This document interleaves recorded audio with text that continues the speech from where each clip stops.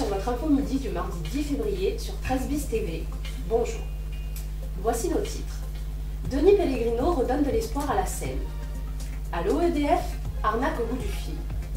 Édic donc expose sans titre. Sport, handball, la Seine gagne des points. Football, l'élimination. Et la météo du jour. 300 ans après le premier chantier et 30 ans après la fermeture de ce dernier, cette activité qui tient à cœur à toute une population renaît. Cette renaissance de la navale, c'est le travail d'une équipe et d'un homme, Denis Pellegrino. Il dirige IMS, International Marine Service, depuis 2008 et est racheté par Florent Battistella en 2012 où il voit son entreprise changer totalement de dimension. L'industriel investit près de 23 millions d'euros pour réaliser à Saint-Mandrier l'un des plus importants chantiers navals de réparation et de maintenance de la Grande Plaisance en Europe. Alors qu'à Pin-Rolland, IMS ne pouvait accueillir que 6 à 8 bateaux de 300 tonnes maximum, la base aéronavale de Saint-Mandrier s'est vue dotée d'un engin capable de soulever près de 700 tonnes et pourra recevoir une cinquantaine de bateaux. Denis Pellegrino explique d'ailleurs qu'un recrutement va s'en suivre afin de renforcer les équipes d'électriciens, de mécaniciens, de chaudronniers. Depuis quelque temps, de nombreux particuliers sifournés sont victimes d'une tentative de fraude à domicile et par téléphone. En effet, des appels d'hommes se faisant passer pour des techniciens d'EDF Toulon tentent de prendre rendez-vous afin de faire un diagnostic énergétique de votre maison.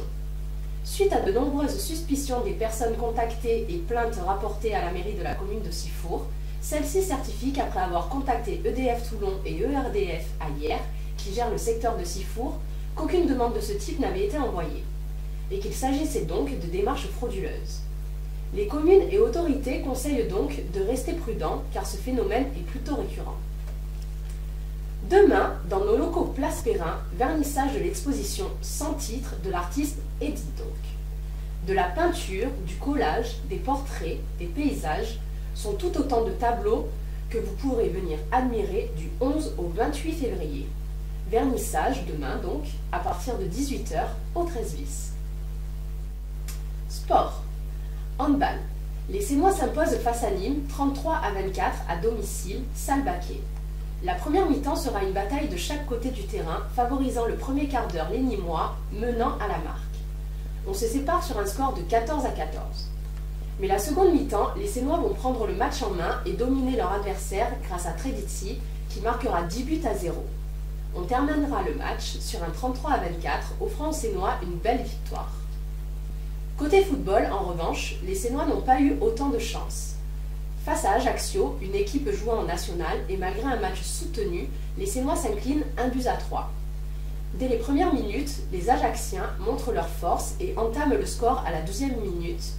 Ils déstabiliseront encore les Sénois en marquant un deuxième but à la 35e.